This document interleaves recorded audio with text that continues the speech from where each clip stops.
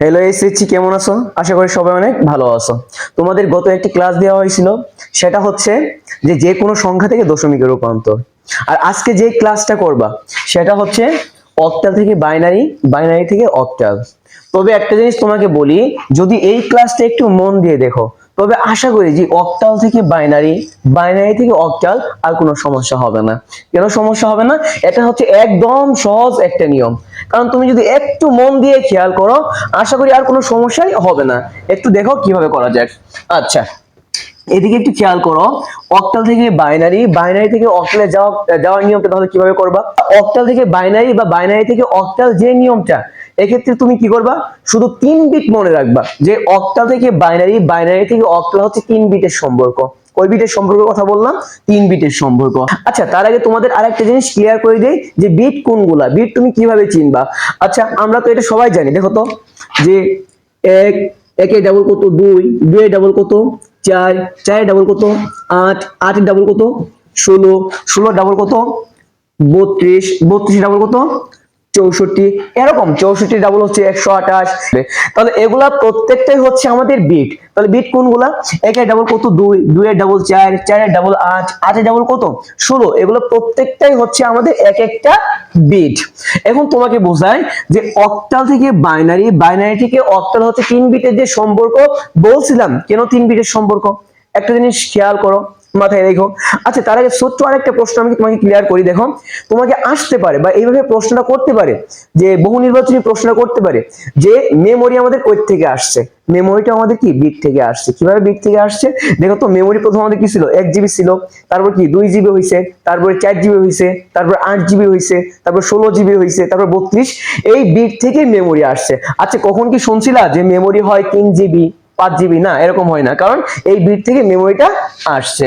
তাহলে এখন দেখো, অক্টাল থেকে বাইনারি, বাইনারি থেকে যে অক্টাল আমি 3 বিটের সম্পর্ক বললাম। কেন 3 বিটের সম্পর্ক বললাম? কারণ অক্টালের সর্বশেষ মৌলিক সংখ্যা হচ্ছে কত? 7। এই 7টা হচ্ছে আমাদের, 7টা হচ্ছে আমাদের অক্টালের সর্বশেষ মৌলিক সংখ্যা। আর এই সর্বশেষ মৌলিক সংখ্যা বানানোর জন্য আমাদের 3 বিটটাই প্রয়োজন। এখন 3 বিট কোনটা? 1, 2, 4। এগুলো হচ্ছে প্রত্যেকটাই এক একটা বিট। তাহলে অক্টাল থেকে বাইনারি, বাইনারি থেকে অক্টাল হচ্ছে 3 বিটের সম্পর্ক। যদি 3 বিটের সম্পর্ক হয় তাহলে কি নিবা? 1, 2, 4। কেন এই 3 বিটের সম্পর্ক? একটু ভালোভাবে খেয়াল করো, দেখো তো। এই 4 আর 2 এর যোগ করলে কত হয়? 6, 6 এর যোগ করলে কত হয়? 7। এই 7 বানানোর জন্যই আমাকে এই তিনটাই প্রয়োজন, কারণ এই তিনটার বাড়তি লাগবে না। এর জন্য অক্টাল থেকে বাইনারি, বাইনারি থেকে অক্টাল হচ্ছে 3 বিটের সম্পর্ক। আশা করি বুঝতে পারছো। আর এই 7 এর বাইনারি মান হচ্ছে কত? 111। মাথায় রেখো। তাহলে দেখো তো, এই 7 এর বাইনারি মান হচ্ছে কয় বিট বের হইছে? 3 বিট বের হইছে। আর এইখানে আমরা নিছি কয় বিট? 3 বিট। এর জন্য অক্টাল থেকে বাইনারি, বাইনারি থেকে অক্টাল 3 বিটের সম্পর্ক। তাহলে এখানে একটা জিনিস খেয়াল করো, তুমি অঙ্কের ভিতরে আসলে তুমি কিভাবে করবা? তাহলে দেখো, এইখানে তোমাকে একটা মান দিল, অক্টাল মান। ধরো এই মানটা দিছে 7, 5 পয়েন্ট, এখানে দিছে 4, 6। এটা হচ্ছে আমাদের কি, সরি, এটা হচ্ছে আমাদের অক্টাল মান। তোমাকে যাইতে কিসে বলবে? বাইনারিতে। তাহলে দেখো তো, অক্টাল থেকে যদি আমি বাইনারিতে যাই, কয় বিটের সম্পর্ক বললাম? 3 বিটের সম্পর্ক বললাম। একটু যদি ভালোভাবে খেয়াল করো, তুমি একটা একদম ইজি ভাবে বুঝে যাবা, কারণ একদম সহজ নিয়ম এটা, বুঝছো? তাহলে আসলে তুমি কিভাবে কাজটা করবা? এইখানে কি করবা? উত্তর লেখা শুরু করবা। আচ্ছা, এইখানে অক্টাল থেকে যেহেতু বাইনারিতে যাইতে বলছে, 3 বিটের সম্পর্ক, আগে তুমি অক্টাল মানগুলো এভাবে সাজাও। 7, 5 পয়েন্ট, 4, 6। এই মানগুলা সাজাইছো। এখন কি করবা? এখানে একটু এরো চিহ্ন দিবা, এখানে একটু দিবা প্রত্যেকটা। তাহলে অক্টাল থেকে বাইনারি কয় বিটের সম্পর্ক বললাম? অক্টাল থেকে বাইনারি 3 বিটের সম্পর্ক বললাম। তাহলে এই 3টা বিট কি কি একটু মনে রাখো। তাহলে এই 3টা বিট আমাদের হচ্ছে 4, 2, 1। এতটুকু বুঝতে পারছো? কারণ অক্টাল থেকে বাইনারি হচ্ছে 3 বিটের সম্পর্ক। আমরা এই 3টা বিট কি করছি? এখানে লিখছি। কেন লিখছি বলতেছি। কারণ একটা জিনিস খেয়াল করো তো, এইখানে আমাদের কত আছে? 7, 5, 4, 6। এটা হচ্ছে ভগ্নাংশ, এটা হচ্ছে কি পূর্ণ সংখ্যা। এখন দুইটার কি করতে হবে? মানটা বের করতে হবে। আচ্ছা, তাহলে কিভাবে বের করবা? একটা জিনিস মাথায় রেখো, কম্পিউটার ডিজিটাল সিগন্যাল মেনে চলে। 0 দ্বারা কি বুঝে? অফ বুঝে। 1 দ্বারা কি বুঝে? অন বুঝে। তাহলে একটা জিনিস খেয়াল করো, এই 7 বানানোর জন্য এইখানে যারে যারে প্রয়োজন তুমি কি করবা? তার নিচে 1 দিবা, আর যারে প্রয়োজন না তার নিচে কি দিবা? 0 দিবা। আশা করি বুঝতে পারছো। আবারও বলতেছি, এই 7 বানানোর জন্য এইখানে যারা যারা প্রয়োজন তার নিচে কি দিবা, তার নিচে 1 দিবা, আর যারা যারা প্রয়োজন না তার নিচে 0 দিবা। দেখো তো এখানে 7 আছে, 7 বানানোর জন্য কারে কারে প্রয়োজন, আমাদের 4ও প্রয়োজন, 2ও প্রয়োজন, 1ও প্রয়োজন, কারণ সবগুলো যোগ করলে কত হয়, 7 হয়। তাহলে দেখো যেহেতু আমাদের এই তিনটাই প্রয়োজন 7 বানানোর জন্য, তুমি এই তিনটার নিচে কি করবা, 1 দিবা। তাহলে দেখো তো এখানে আমরা এখন এই মানগুলা নিব না, এই মানগুলো এর জন্য নিব না, এগুলো হচ্ছে আমাদের অক্টাল মান, তাহলে এগুলো আমরা কি করব না, নিব না। তাহলে আমরা কোন মানগুলো নিব, এই মানগুলো, কারণ বাইনারি মানগুলো আমরা কি করব এখন নিব, কারণ অক্টাল থেকে আমরা কিসে যাইতেছি, বাইনারিতে যাইতেছি। তাহলে 7 বানানোর জন্য কারে কারে প্রয়োজন, 7 বানানোর জন্য এই আমাদের তিনটাকেই প্রয়োজন, তাহলে তিনটার নিচে তুমি কি দিবা, 1 দিবা। তাহলে 7 এর বাইনারি মান কত পাইছো, 1 1 1। তাহলে দেখো তো 7 এর বাইনারি মান হচ্ছে আমাদের 111। একটা জিনিস মনে রেখো, প্রত্যেকটা বাইনারি মান বা প্রত্যেকটাই মান মুখস্থ করা যায়, বা এই যে 7 এর বাইনারি মান কত, 4 এর বাইনারি মান কত, 5 এর বাইনারি মান কত মুখস্থ করা যায়। তুমি মুখস্থ করবে না, কেন করবে না, যদি কোনো বড় সংখ্যা দেয় তুমি কিভাবে বাইনারি মানটা বের করবা, তাহলে একটা সমস্যা না, তুমি মুখস্থ না করে তুমি ওই মানটা বিটের সাহায্যে বাই করবা, তাহলে তোমার জন্য কি আরো সহজ হয়ে যাবে। আচ্ছা তাহলে এদিকে একটু খেয়াল করো, আমাদের 7 বানানোর জন্য এই তিনটারই প্রয়োজন ছিল, তিনটার নিচে কি দিছি, 1 দিছি। তাহলে 7 এর বাইনারি মান কত পাইছো, 3টা 1।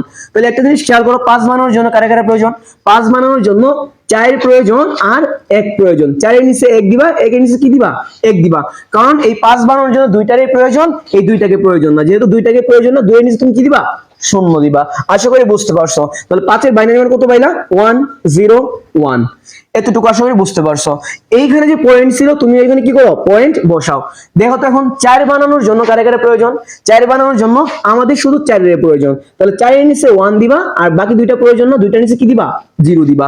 তাহলে এখানে 4 এর বাইনারি মান কত পাইলা, 1 0 0। তাহলে 6 বানানোর জন্য কারে কারে প্রয়োজন, 6 বানানোর জন্য 4 এর প্রয়োজন, 2 এর প্রয়োজন, 1 এর প্রয়োজন না, এর নিচে কি দিবা, 0 দিবা, কারণ যার প্রয়োজন তার নিচে 1 দিবা, যার প্রয়োজন না তার নিচে কি দিবা, 0 দিবা। তাহলে 6 এর বাইনারি মান কত পাইলা, 1 1 0। তাহলে আমাদের হচ্ছে এটাই অ্যানসার। তুমি চাইলে এইখানে এইভাবেও অ্যানসার দিতে পারো, আবার যদি তুমি এইখানে এইভাবে অ্যানসার দাও যে সুতরাং 1 1 1 1 0 1 .1001110, এতটুকু লিখে এইভাবে অ্যানসারটা দিতে পারো, তাহলে এখানে অ্যানসার দেওয়ার দরকার নাই। আর তুমি যদি এটা না লেখো তাহলে উপরে কি করবে, এটাই অ্যানসার দিয়ে দিবা। আশা করে এতটুকু বুঝতে পারছো। আচ্ছা আমরা গেছি অক্টাল থেকে বাইনারি গেছি, তাহলে বাইনারি থেকে অক্টালটা একটু দেখে আসি। তাহলে এখন বাইনারি থেকে অক্টাল কিভাবে যাবা, বাইনারি থেকে অক্টালটা হচ্ছে 3 বিটের সম্পর্ক। তাহলে এখানে তোমাকে কিছু বাইনারি মান দিবে, দেখো 1 0 1 1 1, এটা ছিল আমাদের বাইনারি মান, 0.1011, এটা হচ্ছে আমাদেরকে বাইনারি মান দিয়ে দিছে। তাহলে ধরো বাইনারি থেকে তোমাকে কি যেতে বলছে, অক্টালে যেতে বলছে। তাহলে কি বলছিলাম, অক্টাল থেকে বাইনারি, বাইনারি থেকে অক্টাল কয় বিটের সম্পর্ক, বাইনারি থেকে অক্টাল, অক্টাল থেকে বাইনারি 3 বিটের সম্পর্ক। তাহলে তুমি এটা কিভাবে যাবা, একটা খেয়াল করে একটু দিকে খেয়াল করে দেখো তো। তাহলে এখানে যে মানটা আছে এটাকে লিখো 1 0 1 1 1 .1011, এটা হচ্ছে বাইনারি মান। তাহলে এই বাইনারি থেকে অক্টাল গেলেও 3 বিটের সম্পর্ক। তাহলে এখানে 3টা বিট আমাদের কি কি লেখো, 4 2 1, এগুলো হচ্ছে আমাদের 3টা বিট। তাহলে দেখো তো একটা জিনিস খেয়াল করো, এটা হচ্ছে পূর্ণ সংখ্যা, এটা হচ্ছে কি ভগ্নাংশ, আমাদের এটাও কি করতে হবে, 3 বিট ধরে সাজাইতে হবে। তাহলে আমাদের এটা কি করতে হবে, 3 বিট ধরে সাজাইতে হবে। এখন 3 বিট ধরে তুমি কিভাবে সাজাবা, তাহলে একটা জিনিস খেয়াল করো তো, এই যে আমাদের পয়েন্টটা আছে না, এই পয়েন্টটা হচ্ছে আমাদের মূল বিন্দু। তাহলে এই পয়েন্টের এইখান থেকে 3 বিট ধরে পূর্ণ সংখ্যার ক্ষেত্রে সাজাবা। কেন সাজাবা, এইখান থেকে পূর্ণ সংখ্যার ক্ষেত্রে এদিক থেকে সাজাবা, কারণ দেখো তো এদিক থেকে যদি তুমি না সাজাও, একটা জিনিস খেয়াল করো যে আমি যদি এই মানটা এদিক থেকে সাজাই, দেখো তো, তাহলে এইখানে আমাদের কয়টা বিট প্রয়োজন, একটা বিট প্রয়োজন। তাহলে এইখানে যদি আমি 0 দেই, তাহলে আমাদের কি মানের পরিবর্তন হয়ে গেল না, মানটা নষ্ট হয়ে গেল না, হ্যাঁ অবশ্যই মানটা নষ্ট হয়ে গেল, কারণ এইখানে যদি একটা বা দুইটা বিট কম থাকে, এমন জায়গায় বিটটা বসাইতে হবে যেন মানের কোনো পরিবর্তন না হয়। তাহলে এদিকে একটু খেয়াল করো, এই পূর্ণ সংখ্যার ক্ষেত্রে 3 বিট ধইরা এইখান থেকে এইখানে সাজাবা, আবার এইখানে দেখো তো 3 বিট ধরে সাজাবা। তাহলে এখানে বিট আছে কয়টা, 2টা, আর কয়টা প্রয়োজন, একটা প্রয়োজন। তাহলে একটা যেহেতু প্রয়োজন, সামনে তুমি কি করবা, একটা 0 দিবা, কারণ সামনে 0 বসালে ওইখানে মানের কোনো পরিবর্তন হবে না, যা আছে তাই থাকবে। আশা করি এতটুকু বুঝতে পারছো।